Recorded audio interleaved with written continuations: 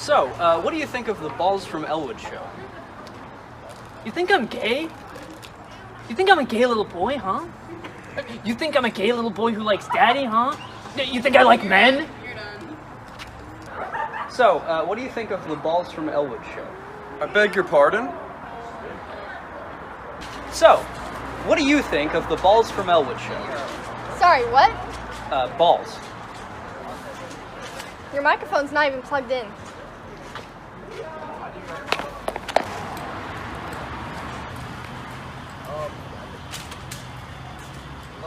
So, what do you think of the Balls from Ellwood show? Are you kidding me? My entire household loves Balls from Ellwood show.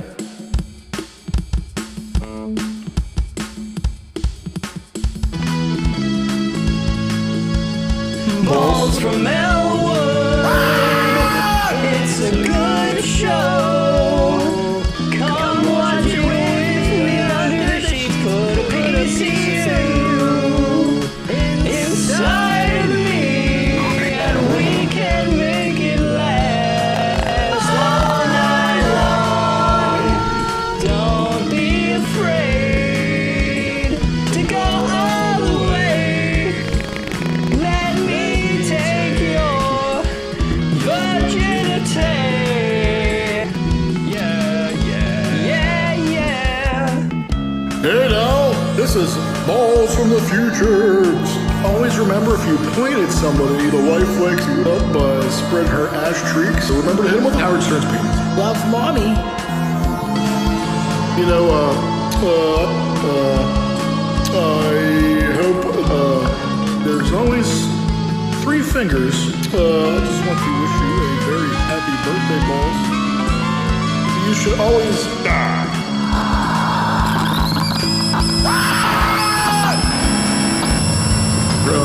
you should always not focus on fighting the past, but always remember Howard Stern's penis.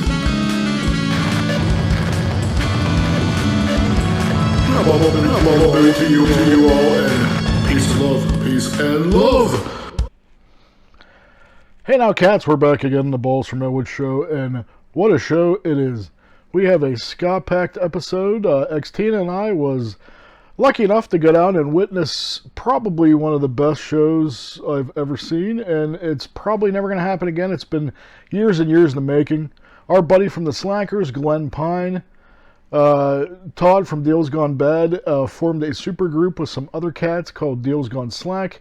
They did a lot of Slacker stuff, they did a lot of Deals Gone Bad stuff, and goddamn was it amazing. Opening was Stop the Presses, another favorite ska band of mine, so I got to talk to those cats a little bit. I got to talk to our buddy Glen Pine a little bit. I'm going to tell you real quickly, it is a blur. If you see our background, it's not quite the same. We're in total chaos. We've been running around all over the globe this past weekend, and by the time you see this, we're going to be on the last day of Monster Mania up there in New Jersey. So I'm just going to real quickly do a recap of where we've been, what we've been doing, where we're going, what we're going to be doing, and show you some stuff here real quick. It all started this past Friday. Xtina and I, we went to talk to and support a good buddy of mine. His name is Matt Onesti Wheels. He had his first live streaming show in Youngstown at the Funny Farm, and please go to mattonesti.com, check it out. You can download the special. Very funny cat. Sold out the whole place, man. It was awesome. So he's also my co-host of Movie Snobs, if you've ever seen that yet. The first episode dropped last weekend. And be sure to check out, we started our own virtual network, BFETV, if you will, Balls from Ellwood Television. Xtina's new show, How Are We Still Here, is super cleaning it up. People are really digging it. If you have a near-death experience story or situations that were kind of maybe near death, hit her up on social media. You could be a guest. Other than that, check out a new episode of Movie Snobs next Sunday. Other than that, I'm going to just jump right into it. We went to the comedy show on Friday. Saturday, we actually went to Horror Realm in Pittsburgh. I was all geeked out to go to the Fright Night reunion. We got to meet William Ragsdale. I got to meet Stephen Jeffries. And our whole family is a very big Married with Children fan, so we got to meet Marcy Darcy, or Amy from Fright Night, if you will, Amanda Bierce, and they were all super cool. Other than that, our stepdaughter got to meet the man, the myth, the legend, Jason Voorhees, Kane Hodder. That was cool. I got to see an old friend of mine, Tiffany Shepis. She was super cool, and hopefully she's going to be in the show and argue movies with me and tell me how shitty my taste is soon, so that should be fun. Amanda Bierce might be coming on soon. That could be a lot of fun. William Ragsdale might be coming on soon. I'd love to talk to him about Fright Night and so many other things. That being said, then we topped it off Sunday with that amazing concert, the Deals Gone Slack show. Check out the interview with Stop the Presses. Check out the interview with Glen Pine. And stay tuned after the episode where I have 2 songs. I got one from Stop the Presses, one from Deals Gone Slack at the end of the show. You could check out a little taste of the amazing show. If you couldn't be there, you got to see some of it at least. So other than that, Balls hasn't really had much time to watch stuff. Neither has Xtina. I mean, so we've been kind of running around. We're preparing, like I said, for Monster Mania this weekend. So I'm going to get to hang out with my real dad, Lloyd Kaufman. Of course, I told you cats before about Xtina and I are going to be in the Dexter Pro Photo Op with the entire cast, which is awesome. We're going to see our friends Dana DiLorenzo, and we're going to meet Ray Santiago from Ash vs. Evil Dead. I'm hoping to talk to there's the kid that plays podcast from Ghostbusters Afterlife, Logan Kim. We're gonna see him, meet him. That's gonna be cool. I'm finally going to get to meet Jeffrey Combs and Barbara Cranston from Reanimator. I'm super pumped about that. And it's just going to be a fun weekend. I'm going to actually get to see one of my Facebook buddies, Jimmy Soda Alicata. We're going to say hi to him while we're up here. So we got so much to do. As you know, that's why Xtina's not in this video. She's running around like a chicken with her head cut off, trying to pull this off, get everything packed up, ready to go. I'm just giving you a quick update, cats. Other than that, we haven't watched much, like I said. I haven't really seen anything notable to talk about. Next show, we'll have the recap of Monster Mania, and I'm sure we'll get to see some other stuff too. Other than that, I can show you cool stuff that I've gotten since then. From Fright Rags, this is a vintage, if you've seen Halloween 2, I was able to score one of these. I've been looking for them for a while. And Halloween 2, if you've seen, this is a Haddonfield Memorial Valley Hospital jacket. Always wanted one of those. And it has replaceable name tags in the front. There's Bud. And I can't remember what the other one was, but also, speaking of the Fright Night reunion, I actually waited a few months, but from Spain, a lot of you cats don't know that Fright Night 2 is actually available on Blu-ray. This beautiful Blu-ray, the transfer is crisp, the audio is amazing. The only thing you have to do, it's an all-region disc, all you have to do is put it on English, and you're good to go. It's incredible, cats. I don't even think it was that expensive, but it took about 2 months to get here, so... But it's totally worth it. So snag yourself one of these. And I also, a buddy of mine actually that sent me this jacket I bought it off of was kind enough to send Balls. I'm going to let you guys check this out. He actually sent me from one collector to another, a replica Michael Myers mask from Halloween Kills from Trick or Treat Studios. That's pretty dope, huh? Check that out. So other than that, cats, it's a blur. We've been running around. I just got a couple more things for you before I take off here. Before I go, I just want to tell you, tomorrow, a very important day. For 2 years, my buddy Cooley Ranks has been working on a record. I believe he went to Jamaica to record it. Tomorrow, it finally drops. I heard the first 2 tracks. I super love Cooley. And I tell you what, you can get that on Bandcamp. You can get it on his website. And the whole thing is out tomorrow, cats. You should swing on by and pick one of those up. Other than that, I think that's everything. I just wanted to give a quick update. And we will see you, cats. Hopefully we'll see Xtina next week, too.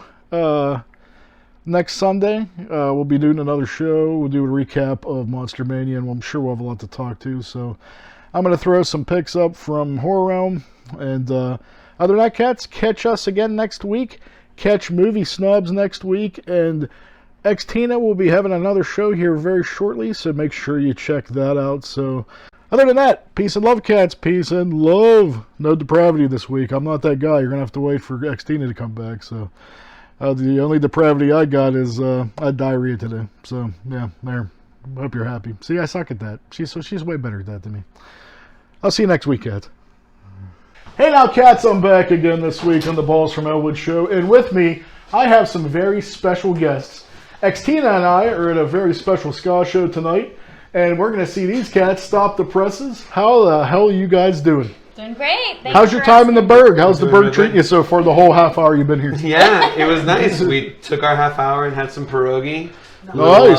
Kielbasa. It was very, very well grilled. Got It to was walk very around. nice. Yeah. Got to walk around downtown. It was nice. Yeah. I just wanted to ask you guys, growing up, were you always musical? Like, did you was your dream to play this kind of music, or how did that come to fruition? We both grew up like playing music as kids, and I think like just our generation in general was kind of in that 90s, boom of ska and punk, and so I believe that that's really the influence on us. See, that leads me to my next question. Everybody, like, I call it chasing the dragon. Everybody gets like that like first taste of ska, and then it almost becomes an obsession. Can you name maybe some albums or songs or things that gave you like that chasing the dragon feeling that kind of got you going? I always give everybody like the same answer to this, and this is basically the answer of anybody my age, is that I found punk, and then I was in marching band in high school. Nice. And marching band leads you to punk with horns, which is like Real Big Fish, like hearing anything. Music. Yeah, like Real Big Fish is like really important. And then like Hellcat Records, Hellcat, the Give 'Em the Boot comps led me to the Slackers, which like led me kind of in like this whole backwards trajectory. It's really weird because I'm Cuban. I grew up in Miami. My parents are Cuban exiles, and like, you grow up like you want to like assimilate and be like part of like MTV and all that stuff, and you want to like reject the like Elvis Crespo and all that stuff.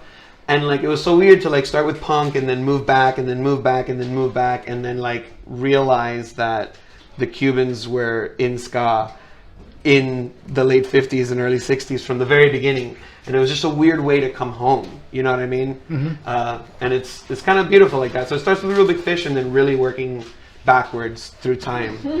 How about you? Yeah, I feel like Real Big Fish was the other one. It was like, it was on the radio, that was on the radio, No Doubt was on the radio. I was obsessed with this woman who was, heading this band. Then I found Save Ferris, incredible singer, and then you just go back. Then it was like Catch-22, and then you just keep going back, and kind of the same thing. You find Hellcat Records and all those Give 'Em the Boot compilations, and you just, there's so much ska, and I feel like the type of musician that I am is like, I like to do the research and go, like learn the style and then learn what influenced that and learn what influenced that. And so I think that like just playing and singing all of the classics as well, making like ska and reggae and rock steady, has really helped me to, become the musician I am today. What's the craziest thing that's ever happened to you at a show? I think I fell off a stage once. I don't have the greatest eyesight. What else is crazy? Like crazy in what way? Yeah. Like we've been given free drugs. I can't even tell you. Like that's crazy. I know. I don't even know. Like crazy? it's like double-digit cities. Like everybody's always trying to. We give love you you drugs. guys. Yeah. Here's some heroin. I love it. We played this really. It's still ska audience. Yeah. You know what I mean? I don't know if that's like the Also, right like, drug, but We're from Florida, so like my level of normal is way off from other people. Like what kind of crazy shit happens at shows all the time. Like people just shooting up in the hallway, or like people getting naked. Like we played this really ratchet outdoor music festival, ska festival. I'm not gonna say more than that. On the east coast of Florida, on the water, and it was like a 12 hours during the day where they brought in a waist deep pool in front of a stage, and there was like a catwalk over the pool so people could like jump in and everything, and the water level like went down like 2 feet by the end of it. There was used condoms in the water. I do want to some say that girl, because I think they remember too. We played this beach bash with the super Yeah, villains. I don't want to say names. But anyway, it was just a lot of fun. There was the people got wild there. It was in Satellite Beach, so you all can extrapolate. But there was like a bikini contest, and then this girl like pulled her thong over and spread her butt cheeks and just showed a lot of people everything. Did she win? I don't think she won. There was a tournament. Wow, can you imagine being the one that does that and then you don't win? I mean, jeez. Yeah, dude. But anywho, I got a couple more for you. I don't want to keep you all night. I know you got to go, but well, actually, I wanted to ask you, being that you are a married couple, does touring and does working together and being in such close proximity, do you ever get on each other's nerves, and is it hard to be together in that situation? Is it sometimes a detriment, or is it a complete asset? We have this rule: you have to be honest in music. So whatever our feelings are, as long as like what we're putting out there is honest and true and good, it's like however we feel about it is that's second. And that sounds like terrible, but I think that has honestly saved our marriage and made it easier for us to work together. Yeah, there's parts of it that are easier and there are parts of it that are harder. I always joke about like who pays the rent when you're both on tour. And like we make it through because exactly that. There's like a certain level of professionalism. Ali and I both studied music for years, and we like played in ensembles and had music directors and understand like the importance of it has to be good. Whatever you put out there has to be right, and we both like believe that for real. So even if we don't agree, we're like, all right, well, we're gonna sit here and figure this out until it gets right. So I mean, it's just like I feel like it's like being in any band for a certain amount of time that you share songwriting duties with. You're gonna hit the same stuff whether you're married to the person or not. You're married to your songwriting partner. We also we met also as bandmates, and we were like, that's kind of even how our friendship started, was writing songs together in our old band. And so I always like make this joke that's kind of the easy part. It's the marriage part that's really hard, and so I feel like we work really well together. We have a lot of things in our lives that we share in common. And see, that's what's fascinating. Like I always like to ask people that, because I find it so fascinating, because it is sometimes can be such a volatile, when you're out together and then there's so much, I don't want to say temptation, but I mean, and then you're in such close proximity that you could get on each other's nerves, or even if you're not together, bandmates get on each other's nerves and things. So I mean, it's I have so much respect for people that actually have a relationship and they can actually be in a band. So I want to say that I know I completely hear what you're saying, and I agree, and that's like. Outside of this, Ali and I are good at like all of the shit that's involved with it. We're both very good at following through on what we're gonna do. We set goals and we mitigate and all this stuff. We're both really good travelers. We pack small as people. We know how to take a weekend bag and stretch that for 2 weeks already. So it's like a lot of these things that are like, the recipe works. So that's the key to success if you're in a band. Yeah, the recipe's got to work. That's so awesome. Yeah. 2 more for you. Yeah. What's the best gift that anybody's ever given you guys? This is back to this drug thing. No, I'm kidding. That's terrible. Please. I love you, but no, absolutely not. I think the covers. A lot of people recently have been doing covers of our songs. Oh, that's awesome. And that is really endearing. Right. No one has ever done that before. And so actually someone just did one the other day, this dub mix that was just people have sent us artwork, awesome. People have done just really cool stuff like that. It's just like Jesus. Yeah. That took work. That took time. Yeah. Last question. Yeah. What is it like to work with a living legend? Oh. I mean it's incredible. You're playing with your heroes, you know what I mean? And then people that you look up to. They know your name. Yeah. It's very weird to go from oh my God, the Slackers are coming to town, to texting Agent J yo, what did you think of this pepper? You know what I mean? It's like it's such a progression, and it's amazing. I mean, it's like these guys are no joke, genuinely no joke.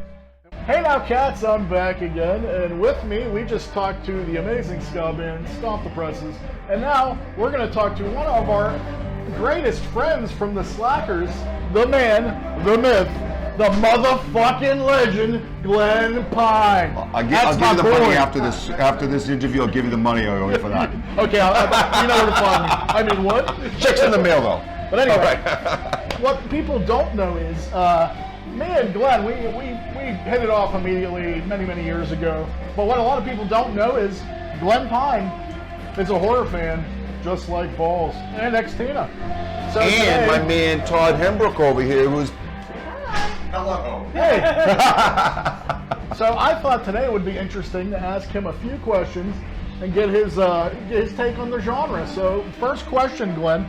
okay. What do you consider to be the best horror movie ever made and the worst horror movie ever made, and why? Oh, jeez. Okay, let's think about this.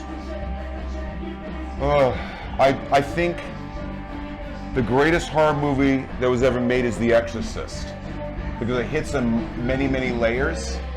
As growing up Catholic, it scares the bejesus out of you.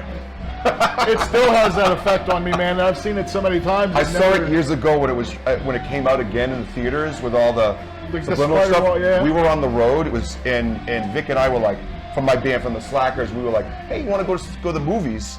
So we went to the theater on like a Monday or Tuesday in the middle of nowhere somewhere, and we were the only 2 people in the theater. Oh God. So we're like, okay, this will be cool, no problem. We watched the movie, and then at the end we're like, okay, that was really scary. And then we get back to the hotel, and then Vic's like, hey, yeah, so do you mind if I keep the light on? And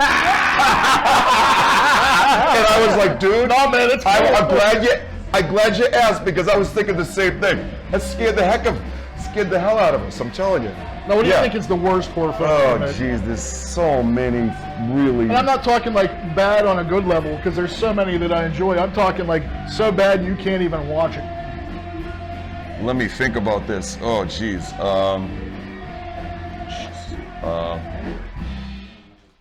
Maybe some of there's always a few of those trauma movies that I have trouble with sometimes.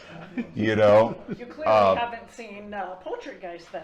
Oh, okay. Well, maybe I'll stay corrected. But it's the best zombie chicken musical you're ever gonna see. Okay. That's all I'm saying. The song's catchy. It's amazing. I'm actually good buddies with Lloyd. Okay, cool. Yeah, but a lot of the pickups they get are really bad. He'll tell you that himself. Right. I like the movies that he directs. Oh, I see. But unfortunately, he retired now, so he just did his last film. Oh, shoot. Okay. Yeah, but, okay, cool. My absolute worst is a little movie called Legend of Quilt Face: Carnage of the Destroyer. Oh, jeez. Oh yeah, here we go. It was made for about roughly 6 cents. Okay. There is a dude. And then when they were looking at what they spent, they're like, that's an expensive movie you just made, because there's no budget. Really, wow, how'd you spend so much money on this? I'm going to do the whole movie for you. It's 90 minutes. Okay. But I'm going to do it for you in 30 seconds. Yeah. He has this really bad quilt mask on they got off of like a mattress. Yeah. And then they're driving down the road. And they're driving down the road. And they're driving down the road. Oh. And then he jumps out and he kills them. And then the guy, whoever's left, goes, "Quilt face!" And then they escape, and then this happens over and over again until everybody's like, oh, a bad movie that I just thought I got to do better than this. There was a movie that I got, like one of those ones where you get like these packs of like. Oh yeah, where you get like for $5 you get like 40 That's babies. it. There was one like Heavy Metal Zombies. Oh, Hard Rock Zombies. That's what it was. Oh yeah, dude, that's terrible. Dude, I thought like at the time I was like, I'll find something fun about this. It was like, oh my god, it was like horrible. That's the one. That would be the one. That's the one where they're the Satanists, right? And they turn into stupid creatures. Yes, That was just on Joe Bob's Last Drive. And is that right? Ago, yeah. Okay. With commentary, it's funny. Yeah. It's a horrible fucking movie. Yep. If you can eliminate one subgenre of horror, what would it be, and why? Oh man, this is a tough one. Let me think. I wouldn't eliminate it completely, but sometimes, I don't know, sometimes the gothic haunted house kind of movies get a little redundant, a little bit, like it's not really for me. Yeah. I also love zombie movies, but some of those, I never really went for the kind of Walking Dead type of stuff and whatever, and I just find like it's like a sacred subgenre of horror, and I feel like it's getting beat over the head. And because it's successful, like anything, It is or very vampire redundant. movies, it gets I always a little find vampire bit. movies dumb anyway. But the Like, one that I always love, I see as a vampire movie, is let the right one in. that's the best. To me, I love that. That like pulls at the heartstrings of like a relationship with two little Oh, kids. see, that's what the it's- awkwardness of childhood going into a teenage. It's a beautiful film. It's a beautiful film, even if Right. you took the horror element off the table. Exactly. It's more about relationships and loss and Yes. emotion. And like, Absolutely, that's my absolute favorite. But again, that's another genre that sometimes gets beaten down. It's That's like, why most of the Jesus. time I find it boring, because usually it's just a guy in a cape monologuing, and I'm like, meh. Right. Whenever they do a different twist, like 30 Days a Night or something like that, I Right. think it's cool. But other than that, meh. I mean, I like Salem's Lot. Oh, I yeah, like the of course. TV, like the Salem's Lot movie, Stephen King movie. Yeah, when I was a kid, just I standing love in the that window one. would terrify me. Yeah, I that was like, still like haunts you, right? yeah, it's funny how like you have these, like leftover impressions, things that still Yeah. bug you like that. When I was a kid, the clown from Poltergeist would scare the shit out of me. Oh, like yeah. it's still my buddy Sean, is it Sean Clark? He actually owns the original from the movie. Oh, and I'm like, wow. how could you walk into your like living room at night and, Sean and that Clark, thing's he's the one that does the shows. the where he Hallowed goes- Grounds, yeah. Yeah, I just started watching a bunch of this. It's really Dude, good. he's an incredible dude, amazing dude. But I'm like, how can You you talk to him, tell him, ask him to do one on Phantasm. He did. He did? Yeah, look it up on YouTube. I know he did. Okay, cool, because that's one of my favorite. She took me when we went to LA, dude. She took me to the actual Morningside Cemetery where it was filmed. Yes, I've been It's there. now a park. Yes, I've got a wonderful girlfriend that like humors me like with my eccentric things that I like to do. Like, let's go look and see this where the setting was for this movie that I love, And she'll be like, okay, I'll be waiting in the car for you, Glenn. No problem. When you're done having your fun, we can go get something to eat, okay? We went to, she took me to see the Michael Myers house, and this dude and his wife was on the other end, and me and her's on the other end, and we crossed and we met eyes, and I'm like, dude, this is amazing. And he's like, oh my god, we had a moment. So funny. And then I look at her and I see the other one, and they're both like, She's like, oh boy. Well, last but not least, Yes. I want to get away from horror. Sure. The whole reason you're here is you're Yes. on an incredibly started a new tour. Deal's gone slack. Yes. So can you tell me a little bit how it's going and where you're going and How it's going is going great. It's a friends band, right? So it was one of those ones that I became real good friends with Todd years ago from Deals Gone Bad. We toured together a whole bunch, his band from Chicago and the Slackers. And, we just hit it off and we would keep in touch, when we're off the road and stuff. And we'd always joke like, wouldn't it be fun to go on the road together and do music together? And maybe we could do like a little sort of, I don't know, musical review one of these days or something. I said, yeah, that'd be fun. And one day is like, let's do this, man. I'm going to get on the phone and let's start booking this. And I'm like, sure, man, I got some time off. And we did that. And there's a bunch of those guys, Deal's Gone and then Slack. And we got our buddy Dave Sisson over here, who's a killer guitar player. Rockabilly, does country, psychobilly stuff, the blues, from the Three Blue Teardrops from Chicago, a killer Nice. old school band. So it's a real honor to play with all of these guys in this band. It's been a joy. So essentially it's a super group. It's a super group indeed. So we get a chance to do some covers and some Please of my tell me songs. you do messing around.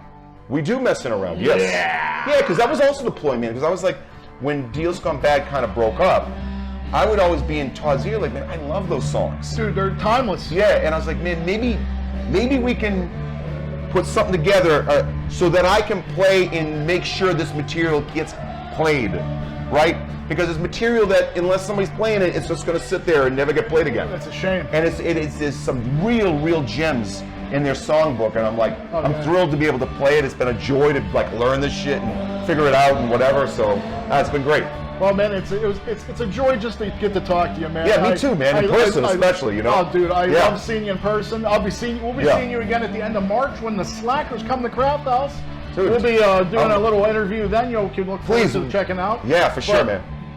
There you have it. My buddy, Glen, the man, the myth, the man. Thank you so my much, brother in brother. horror. Thank you, my friend. Love you, brother. So good, me too, man. Love you too. Peace and love, peace and love. Take care.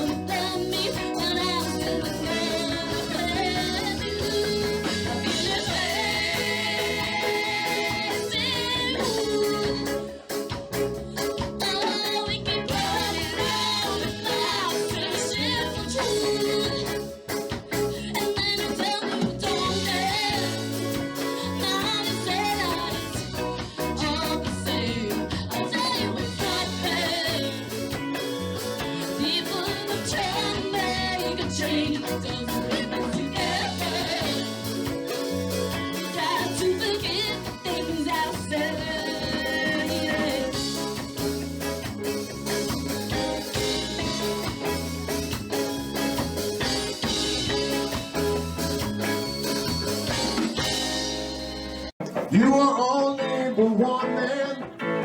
You have only but two hands. I can never fill the space. You just have to face it. Move it on.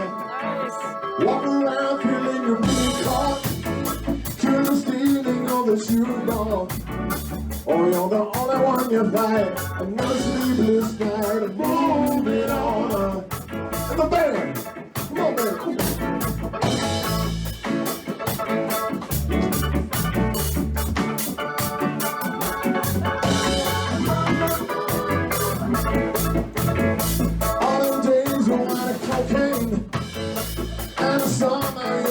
All the blame on all the heartbreak first. The city only hurts me to be moving on.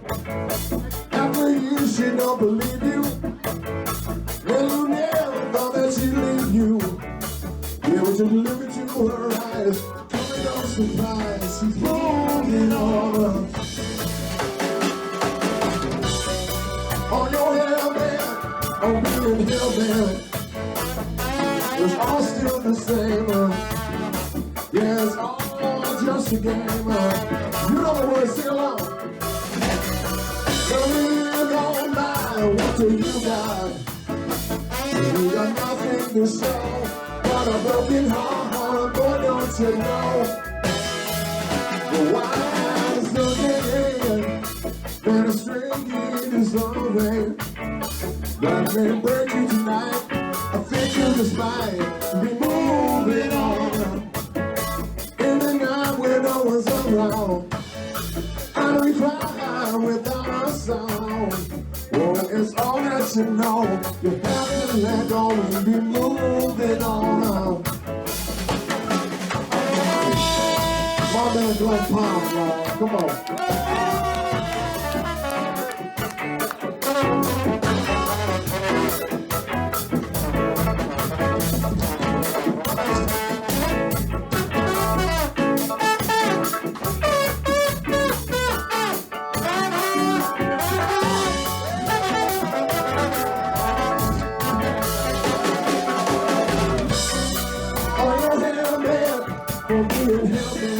Help me sing it. It's all still the same. What is it? All just the same. Yeah, yes. Nothing is gone by. What do you got? Well, you got nothing to show. But a broken heart, and boy, don't you call. You're no exception. Sometimes we all need redemption. You should be accepting the past. Time goes so fast, it keeps moving on. You are only the one man. See what you have only with two hands. Every time they feel the space, they don't have their face. They're moving on. Oh, it's all that you know. You have to let go and be moving on. You should be accepting the past. Time goes so fast, it keeps moving. Moving on, moving on. Moving on.